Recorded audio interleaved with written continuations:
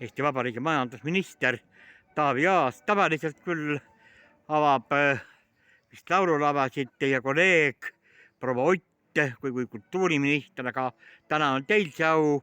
Kuidas siis siia sattusite? No vot, kui nii tähtsa objekti avamisele kutsutakse, siis kindlasti tuleb tulla ja kuidas see ei jää kuidagi laululavale alla. Et ka Põltsamaal, kus on väga pikaajalised kultuuritraditsioonid ja tänavu siin tähistatakse ka Eesti muusikategelase ajakirjaniku Karl August Hermanni sünniaastapäeva, et just õigel ajal.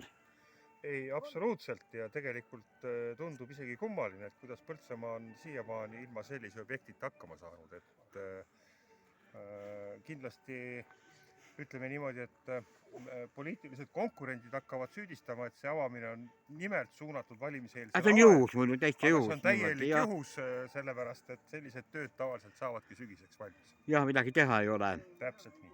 Ja just omaette fenomen, et raadiomuuseum siin kõrval on. Et see läheb kokku nagu vanad raadiod, vanaaegne muusika.